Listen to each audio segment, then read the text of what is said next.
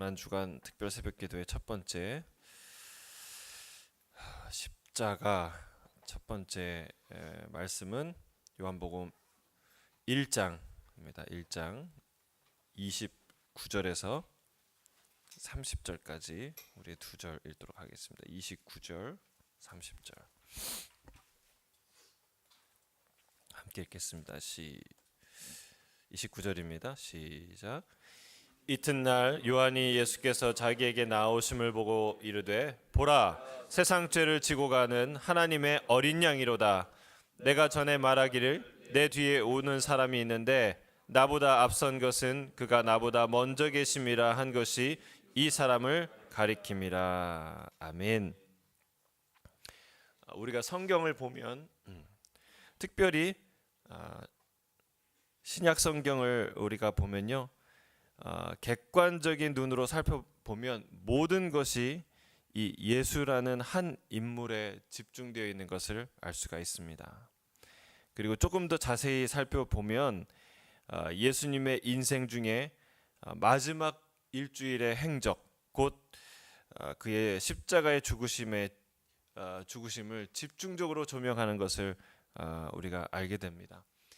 마태복음의 3분의 1이 거기에 집중되어 있고, 그리고 누가복음의 한 4분의 1, 그 다음에 마가복음 그리고 요한복음은 또 3분의 1이 넘는 그런 분량으로 이 예수님의 마지막 주간, 이 십자가의 그 메시지가 그 사건에 대해서 집중적으로 조명하고 있는 것을 우리가 볼 수 있습니다.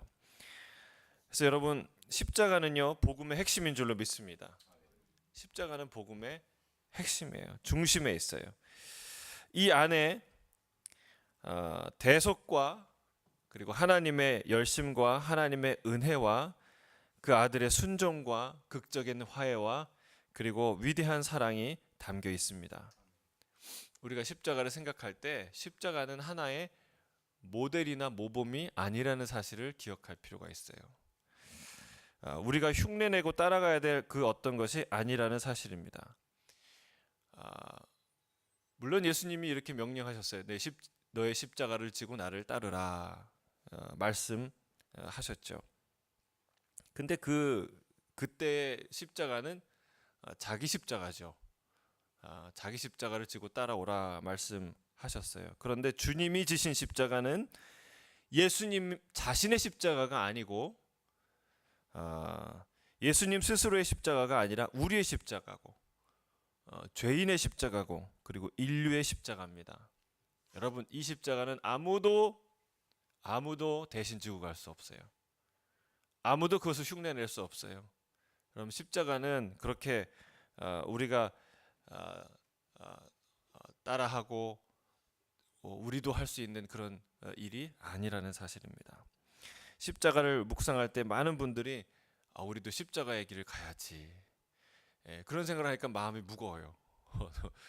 우리도 고생하고 대신 누명을 쓰고 대신 핍박을 받고 그렇게 가야지, 자기 희생의 길을 가야지. 물론 그 말이 아주 틀린 건 아닙니다. 주의 은혜를 덧입고 우리가 주님이 하신 십자가의 그 희생과 사랑처럼 우리가 그런 비슷한 일들을 할 수가 있겠죠. 그러나 여러분, 주님은 우리에게 모델을 보여주고자 돌아가신 것이 아니라는 거예요. 예수님이 십자가에 죽으신 것은 우리에게 모델을 보여주려는 것이 아니고 생명을 주려고 돌아가신 거예요. 주님이 우리에게 진짜 해방과 자유를 주려고 돌아가신 줄로 믿습니다. 그게 십자가예요. 우리가 도저히 풀 수 없고, 그리고 우리가 도저히 감당할 수 없는 저주와 죄책으로부터 우리를 해방시키고자 십자가를 지신 것이죠. 그래서 십자가를 이렇게 볼 때 우리가 내가 해야 할 율법의 리스트, 내가 이것도 해야 되고 저것도 해야 하고, 그래, 이 십자가를 지고 가야지.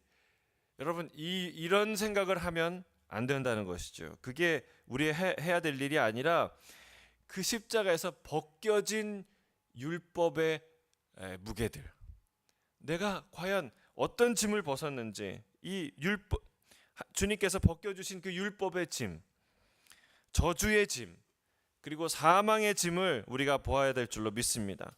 우리는 이렇게 외쳐야 돼요. 사망아, 너의 승리가 어디 있느냐? 사망아, 내가 쏘는 것이 어디 있느냐? 사망에 쏘는 것은 죄요, 죄의 권능은 율법이라. 할렐루야. 외치길 바랍니다. 선포해야 돼요. 그게 십자가의 의미예요. 십자가를 볼 때 사망아, 너의 쏘는 것은 어디 있느냐? 외치는 거예요. 그게 십자가예요. 왜냐하면 거기서 하나님이, 우리 주님께서 승리하셨고 우리에게 있는 벗을 수 없는 죄악의 짐을 다 벗겨주셨기 때문에 그렇습니다.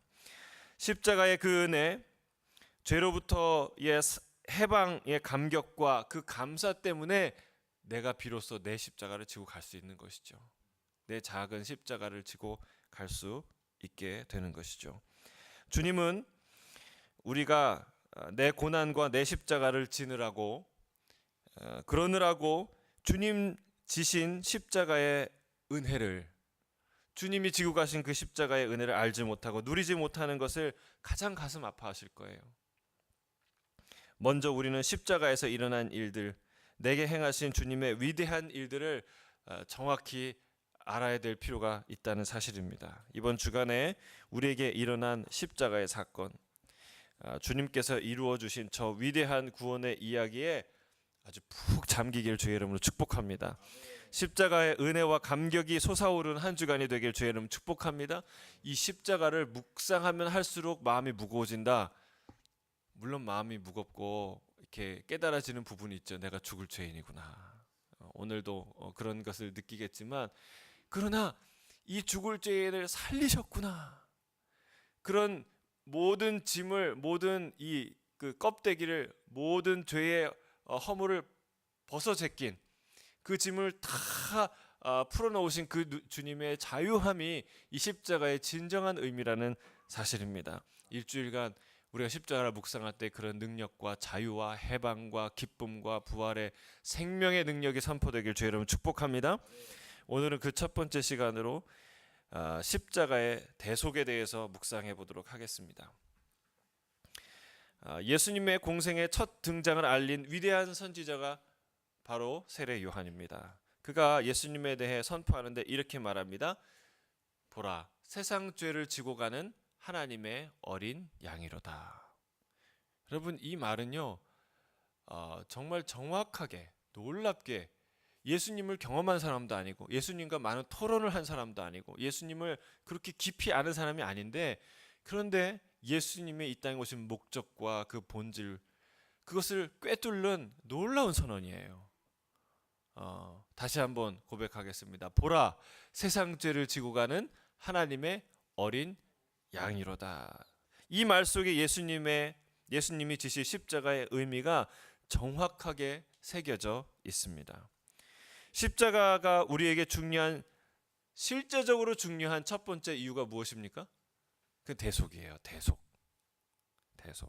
이 대속은 누군가를 구해내기 위해서 대신 값을 치른다라는 뜻이죠. 예수님은 자신이 이 땅에 오신 목적을 이렇게 분명하게 말씀하고 계세요. 마가복음 10장 45절. 성경이 있으면 한번 찾아보세요. 마가복음 10장 45절. 암송하시는 분들은 같이 암송하고요.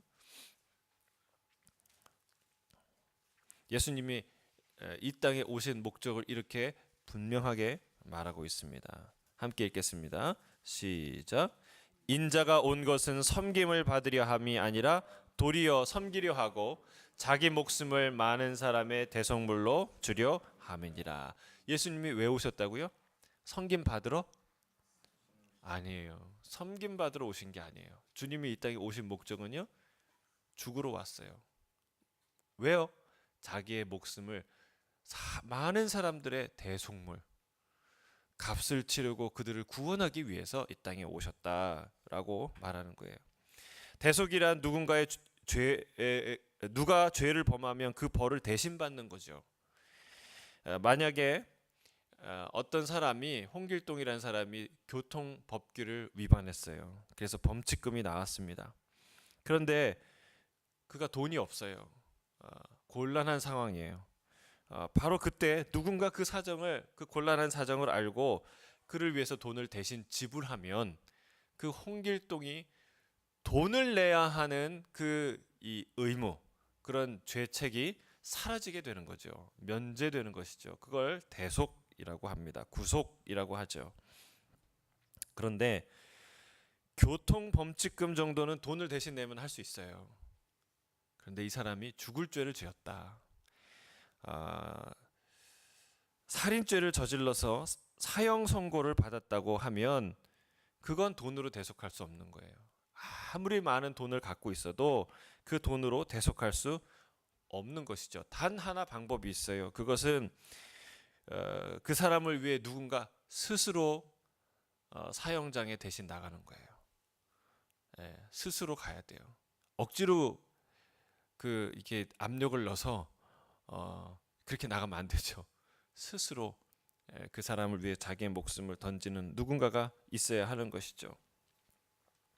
하지만 과연 누가 남을 위해서 돈이나 시간이나 노력이나 자기의 은사를 헌신할 수 있지만 자기가 하나밖에 없는 목숨을 던질 수가 있겠습니까?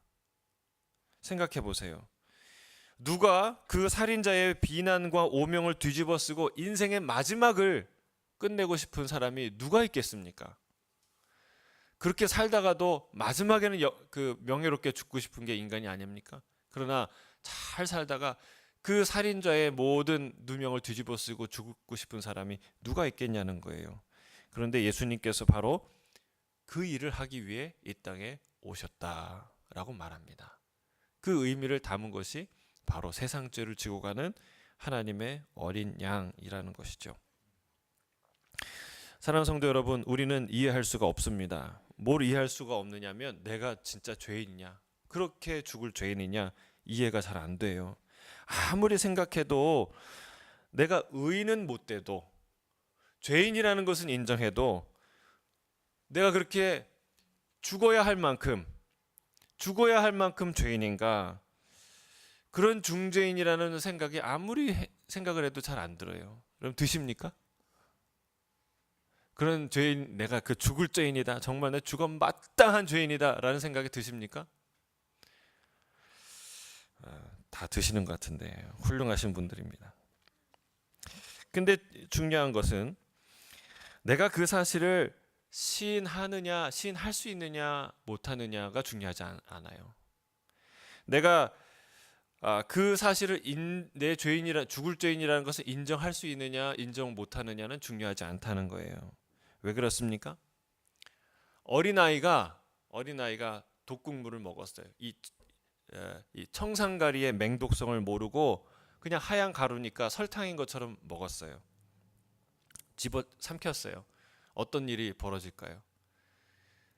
청산가리의 치사량이요 50mg에서 200mg이에요. 그러니까 200mg이라고 쳐도 그게 0.2g이에요. 5분의 1, 5분의 1g이에요. 5분의 1g. 그냥 이렇게 딱 찍어서 이렇게 혀로 핥으면 죽는 거예요.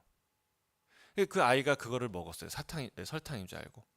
여러분, 이 아이가 내가 죽을 죄를 지은 것만큼 내가 이게 그렇게 위험한 일을 내가 한 거야? 가서 계단에서 떨어진 것도 아니고 내가 칼을 그은 것도 아니고 그냥 설탕인 거 그냥 잠깐 찍어 먹었는데 그 아이가 그걸 이해할 리도 없고 이해할 수도 없고 이해할 것이라고 기대할 수도 없는 거예요. 그러나 그 아이는 죽을 일이 일어난 거죠. 죽을 수밖에 없는 것이죠. 우리에게 벌어진 일이 그와 같습니다. 그 아이에게 왜 그걸 몰랐냐고 말할 수도 없고 그 아이가 그럴 리가 없다고 소리쳐도 소용없는 일이 벌어진 것입니다. 죄는 청산가리와 비교할 수 없는 맹독성을 갖고 있는 독극물이에요. 손만 대기만 하면 끝이 나는. 성경은요 우리가 죽을 죄인이라는 것을 알려주고 있어요. 첫째는 이 죄가 얼마나 무서운 건지는 뭘 보면 알 수 있냐면 우리에게 임하는, 이 죄인에게 임한 하나님의 진노를 보면 알 수 있어요. 모든 죄인에게는요 어마어마한 무서운 하나님의 진노가 다가오고 있다는 거예요. 하늘에서 쏟아지고 있다는 거예요. 그거를 로마서 1장 8절에서 이렇게 말하고 있습니다. 로마서 1장 18절에 이렇게 얘기하고 있습니다. 찾으셨습니까? 네. 로마서 1장 18절 시작. 하나님의 진노가 불의로 진리를 막는 사람들의 모든 경건하지 않음과 불의에 대하여 하늘로부터 나타나나니, 하나님의 진노가 모든 경건하지 않음과 불의에 대해서 하늘로부터 쏟아져 내리고 있다라고 표현하고 있습니다. 하나님의 진노는요, 소돔과 고모라에 쏟아진 그 유황불과 같은, 그게 하나님의 진노예요. 또한 하나님의 진노는 전 지구를 물에 잠기게 한 그 무시무시한 홍수 심판, 그게 하나님의 심판이에요. 여러분, 이 홍수 심판을 생각해 보세요. 우리의 인자하신 하나님, 선하신 하나님, 그 인자가 끝이 없으신 그 하나님이 당신의 진노를 세상 사람들이 알 수 있도록 딱 한 번 보여주신 거예요.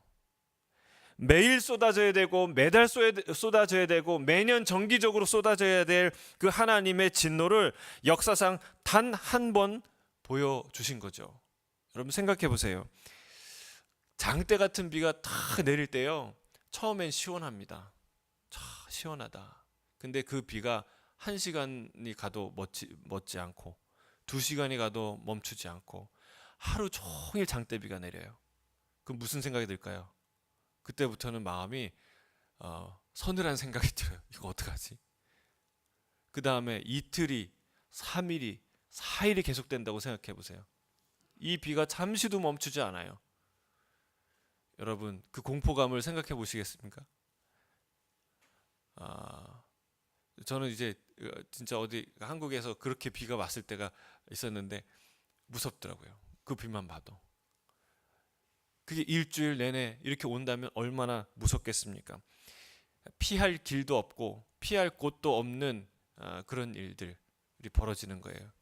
요한계시록에는요, 이 땅에서 3분의 1이 죽어나가고 3분의 2가 죽어나가는 그런 재앙들이 나오지 않습니까? 그런데 이 노아 홍수 심판은요, 그것보다 더 잔혹한 심판이에요. 잔혹한 일이에요. 왜냐하면 이 지구상에 딱 8명만 살아남았으니까. 여러분, 그게 상상이 되십니까? 이 지구상에 딱 8명만 살아남은 참사가 노아 홍수라는 거예요. 그게 하나님의 진노라는 거예요.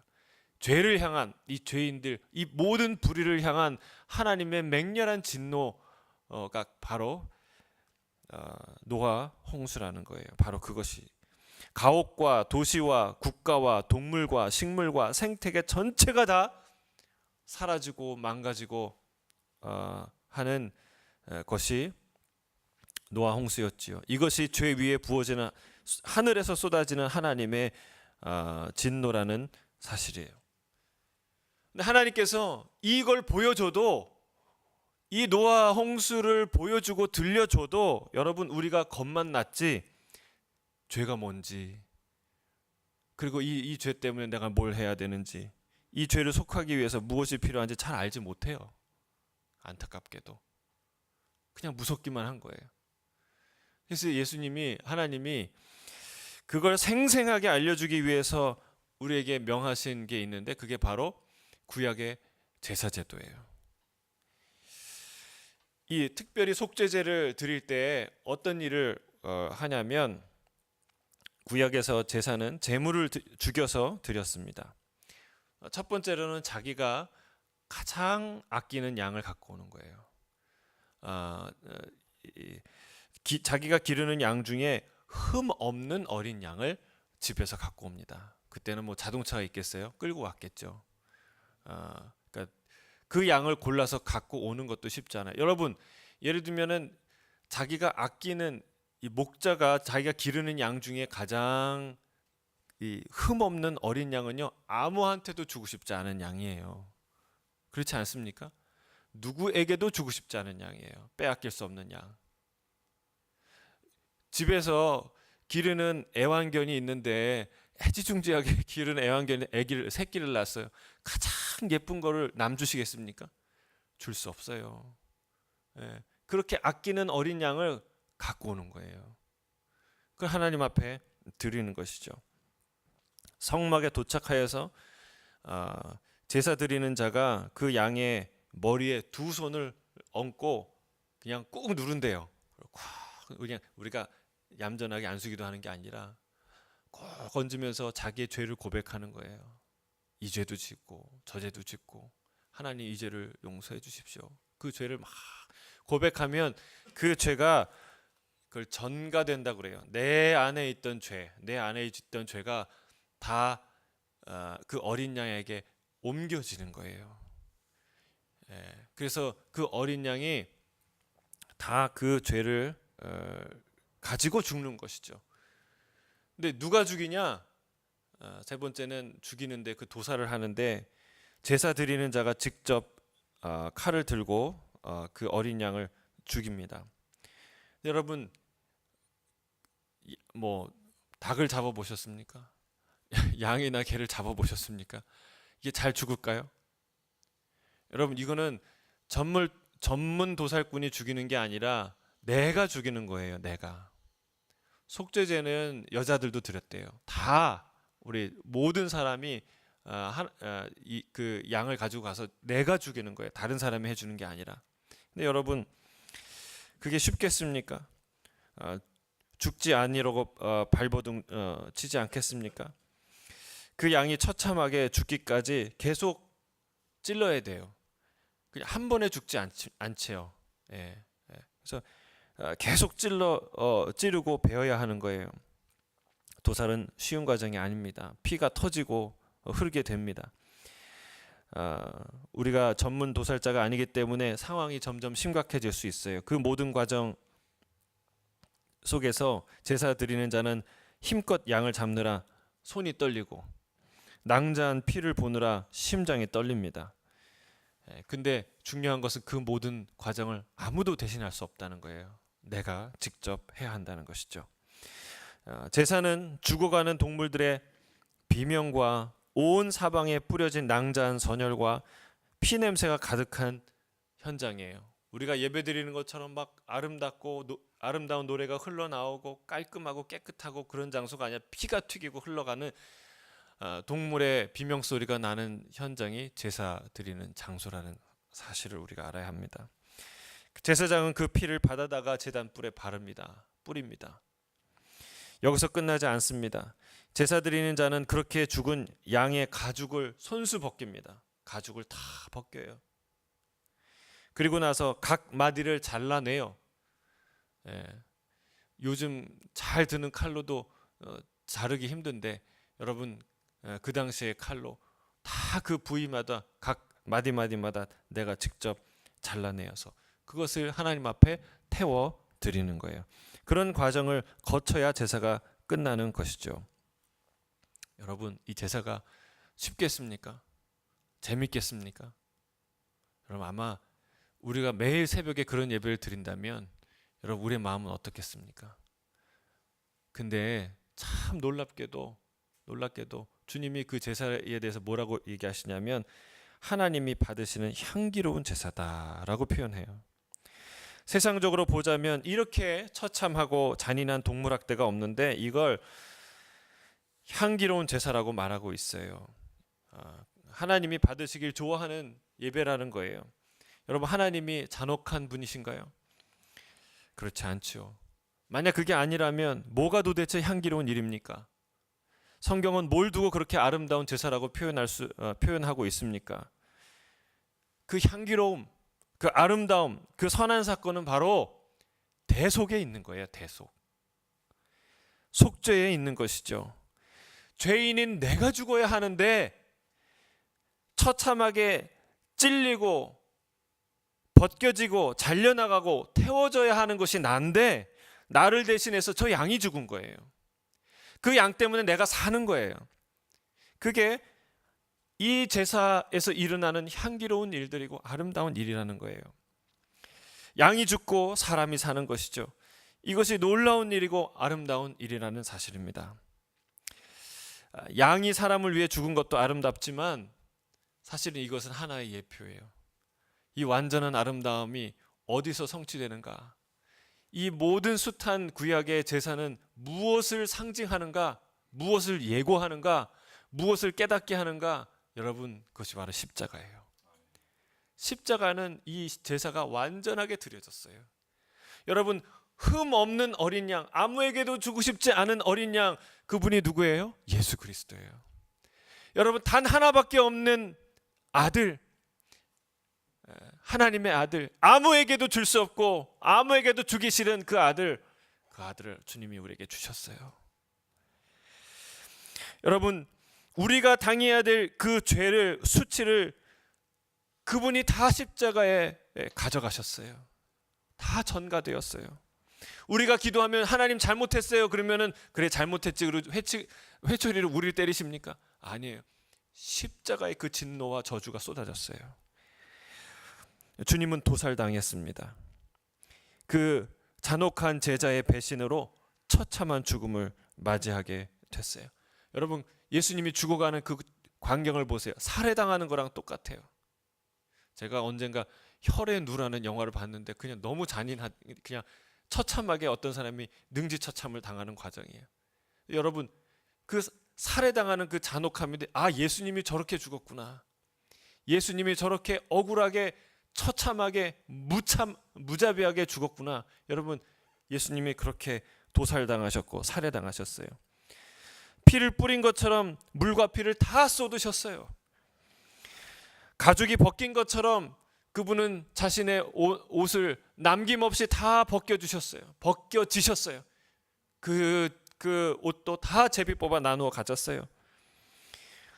어린 양이 각 마디마디 절단된 것처럼 예수님이 절단되었어요. 하나님으로부터 절단되고 하나님으로부터, 그 사랑하는 아빠 아버지로부터 분리되었어요. 그 어린 양이 태워지는 것 같이 남김없이 주님은 우리에게 모든 생명과 모든 은혜들을, 모든 자기가 가진 것들을 다 주셨어요. 죽으셨어요. 완전히 죽으셨어요. 죽은 척한 게 아니에요. 고난을 받다가 적당히 받다가 다시 살아난 게 아니라 주님이 가지고 있었던 모든 생명을 다 우리에게 쏟아 주셨다는 사실입니다. 여러분, 이 아름다운 일이 어디서 일어났습니까? 십자가에서 일어났다는 사실이에요. 십자가, 바로 거기서 우리가 찔리고 벗겨지고 잘려나가고 태워져야 하는 바로 그 나는 살고, 예수님께서 찔리고 벗겨지고 살점이 떨어져 나가시고 물과 피를 남김없이 쏟으신 줄로 믿습니다. 내 죄와 죄책, 죽음과 사망은 예수님께 전가되고 예수님이 원래 갖고 계셨던 저 의와 생명이 나에게로 전가됐다는 사실입니다. 할렐루야. 여러분, 생각해 보세요.